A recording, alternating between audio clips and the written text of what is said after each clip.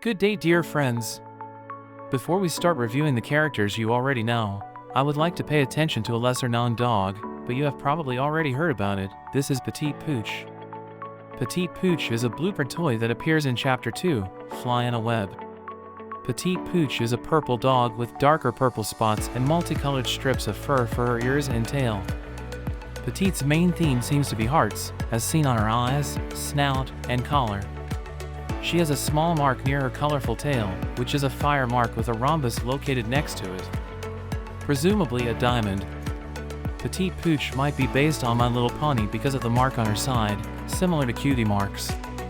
Petite Pooch is heavily implied to be the finalized version of Love Dog.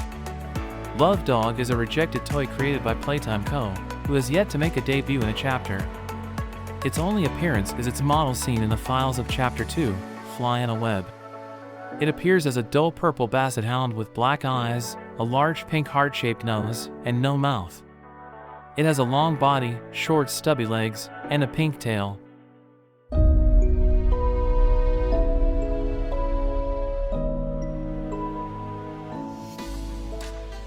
Bron the dinosaur, or simply Bron, makes his debut in Chapter 1, A Tight Squeeze of Poppy Playtime. He makes his second major appearance in the storage facility in Chapter 2, Fly in the Web in his monster form, acting as an obstacle for the player to overcome.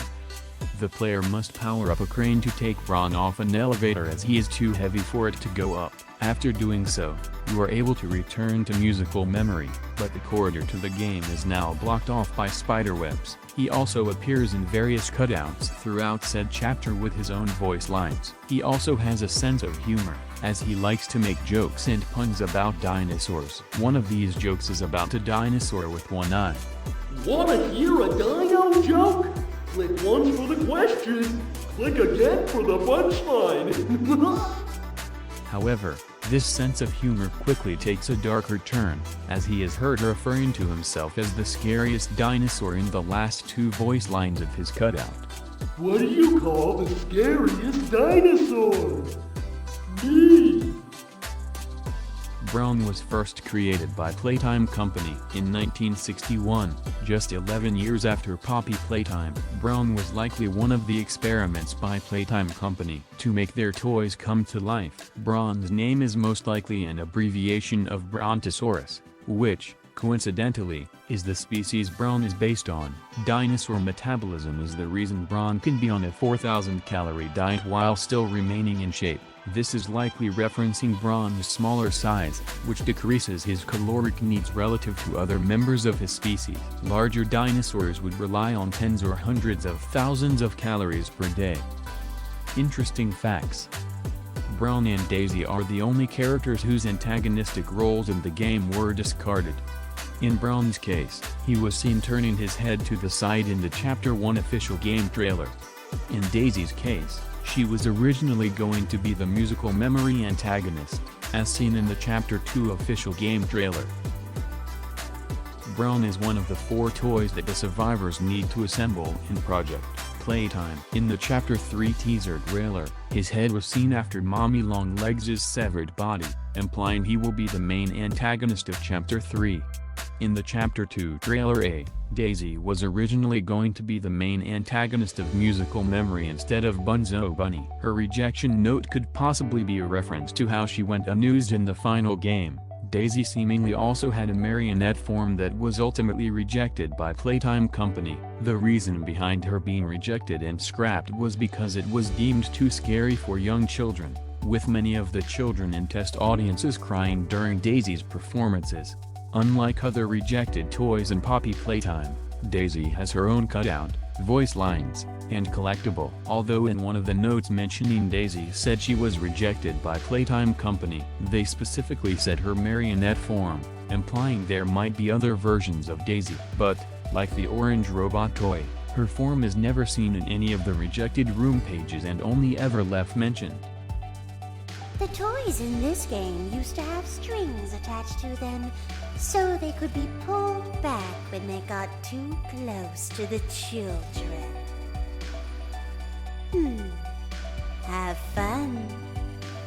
The mini Huggies are toys that were produced by Playtime Company specifically for the Wacka-Wuggy minigame. They appear to be extremely hostile, shrunken versions of Huggy Wuggy. The mini Huggies make an appearance during the Wacka-Wuggy game and is the only time they can attack the player. There are 18 holes in the walls during the game, and when it starts, the player will hear them crawling to make their way to the player through the holes.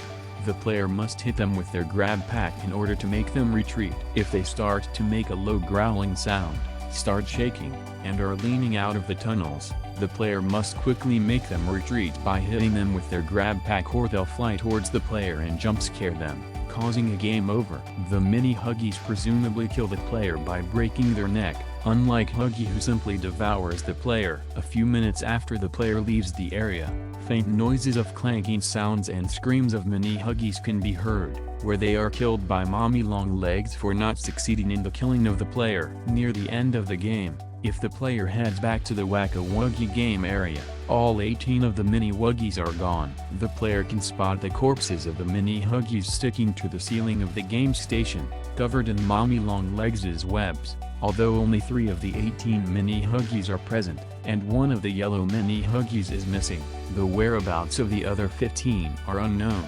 This could indicate that maybe the yellow mini Huggy survived Mommy Longlegs' rage, or Mommy Longlegs must have placed him somewhere else. There is no future appearance of these mini Huggies after the completion of Wacka-Wuggy.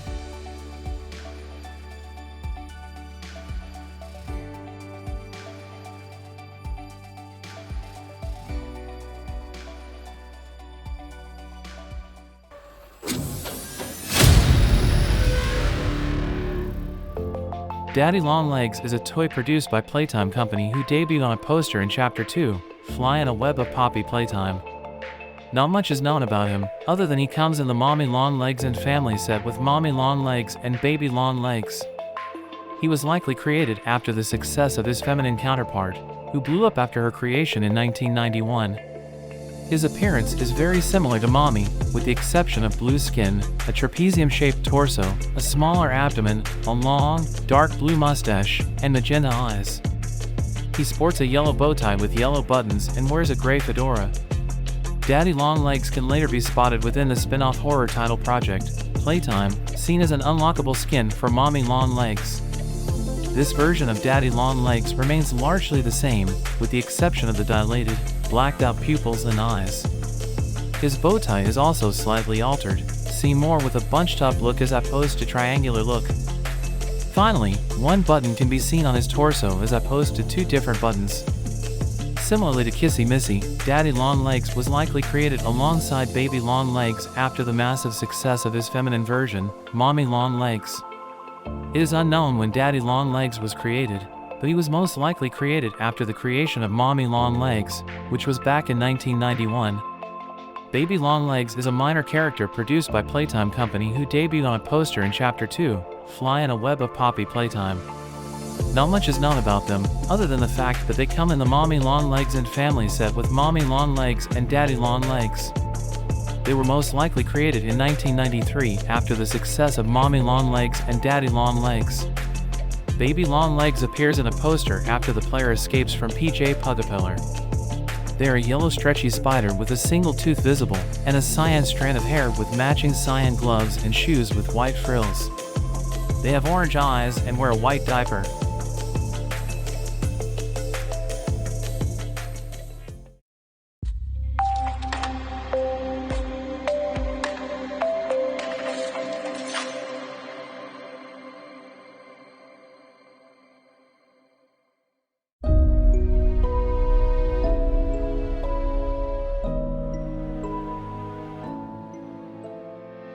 In this chapter of the cycle, I will tell you about the lesser-known toys of the Poppy Playtime game, but with their own history.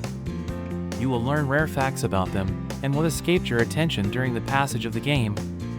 And the first one we will consider will be Candy Cat. Candy Cat is a toy created by Playtime Company. Candy Cat makes her debut in Chapter 1, a tight squeeze of Poppy Playtime.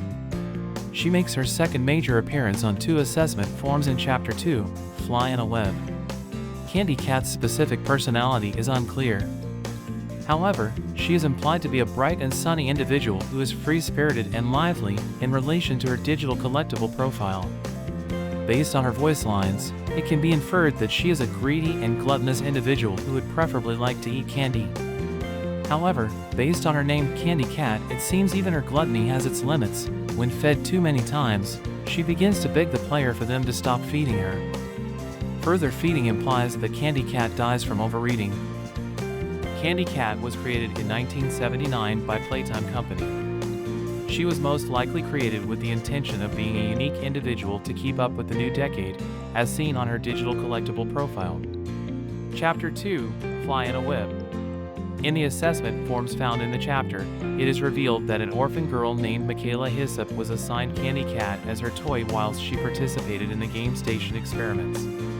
It's likely that she is now the spirit residing inside Candy Cat. Her digital collectible profile's description takes reference to Bongo Cat, a popular internet meme. In a gift shop artwork, she is missing a white triangle on her snout, and also has a dimmer color scheme. Candy Cat is presumably the second out of 5 of the Kitty Cat collection, after Cat B. It is unknown who the third, fourth, and fifth toys are. Candy Cat is the only toy who doesn't appear in Enchanted MOB's Minecraft videos. Candy Cat is one of the 4 toys that the survivors need to assemble in Project Playtime. Cat B is a swap-imal toy produced by Playtime Company, who debuted in Chapter 1, a tight squeeze of Poppy Playtime. The player is required to make a Cat B toy using the Make-A-Friend machine and scan the toy to unlock a door to exit the room. Cat B is a cat and bee hybrid, as her name suggests. Cat B's specific personality is unknown. However, based on her audio lines, it can be presumed she is an extremely cheery individual who loves having fun and watching others have fun as well.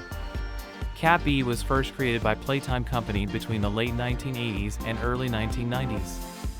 She was likely one of the experiments by Playtime Company to make their toys come to life.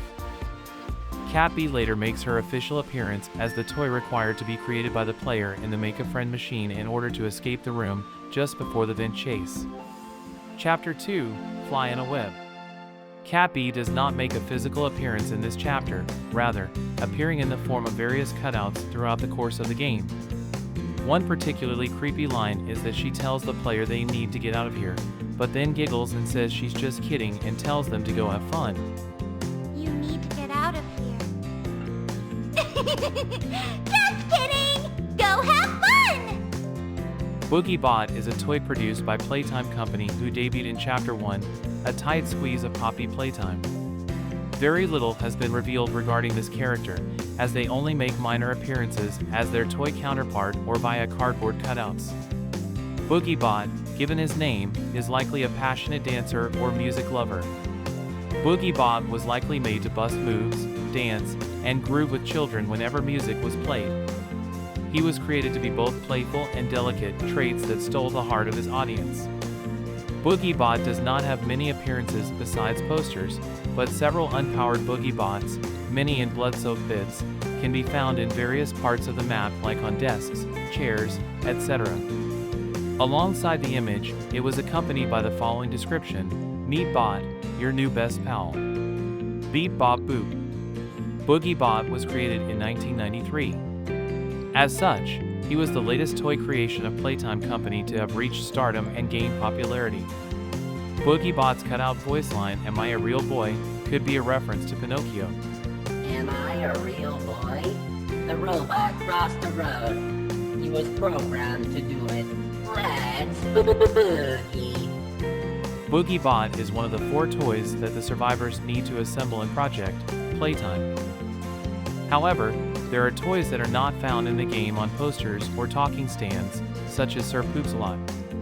The toy later is shown to be one of the few toys that were scrapped for its poor reception and uninteresting and/or, in this case, disgusting concept.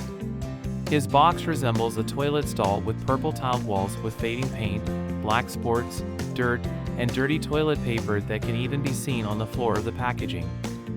In Sir Poopsalot's rejection letter, The employee was criticized by Playtime Company's management team, stating whoever's idea this was should feel ashamed for designing the toy alongside with the focus groups having a negative reception from the toy's concept and its existence in general.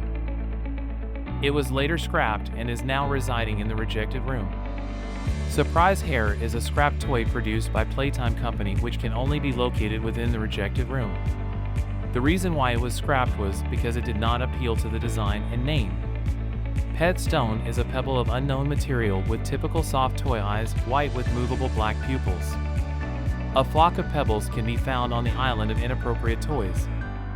The Pet Stone was released in the 70s, but was rejected due to the fact that children and parents did not understand what it was for. Barry is a blue small trolley with yellow body parts. Has eyes instead of headlights. Filled with Barry Bron, B-Cat, Candy Cat, and Boogie Bot toys. It says Barry on the front. Moves on 4 wheels on rails that are made especially for him. Barry plays the role of a press in the location with Kissy Missy. It is Barry who will help break the boards. It is necessary to pull it along and push it into the boards. After that, Barry will hang in the void. Kick Me Paul was rejected for being a laughingstock. It was later revamped and renamed to Push Me Paul, but this revised version was also rejected. A worker suggested changing the name Paul to another, possibly adding a Y to the end of it. It was later revealed via sticky notes that any concepts or creations related to Kick Me Paul will be scrapped and destroyed. At some point in Playtime Company history, the idea of Owen the Oven came to be. However, the design was ultimately rejected and all models made of Owen the Oven were scrapped and put in the storage facility. The reason for being rejected was that multiple children received second and third-degree burns from playing with it. A blueprint for a prototype Sunni Buddi toy can be found inside Elliot Ludwig's office, along with Petite Pooch and Love Bug.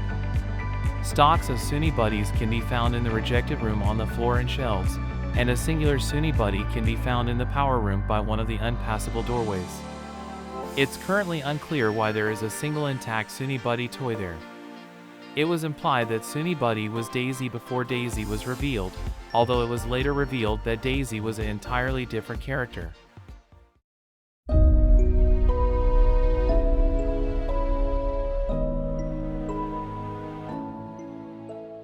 PJ Pug-a-Pillar is a minor antagonist in Poppy Playtime, serving as one of the secondary antagonists, alongside Bunzo Bunny and the Huggy Buddies, of Chapter 2, Fly in a Web. He resides in the statues game as the main obstacle. The player must play a game of red light green light while trying to get to the end, all while trying to avoid PJ Pug-a-Pillar. PJ Pug-a-Pillar is a long creature that is a combination of a pug and a caterpillar. He has several blue and purple segments on his body that are fuzzy in appearance. His eyes have large black pupils. He has a pink muzzle, blue nose and fluffy ears, multiple thin pink legs and purple pointy shoes similar to a jester's. His tongue is pink and is constantly hanging out of his mouth. PJ Pug-a-Pillar will constantly follow the player during the statues game, and will keep on moving regardless of whether or not the lights are on. If he reaches the player, it will result in a jump scare and a game over. This will also happen instantly if the player walks or uses their grab pack while the lights are on,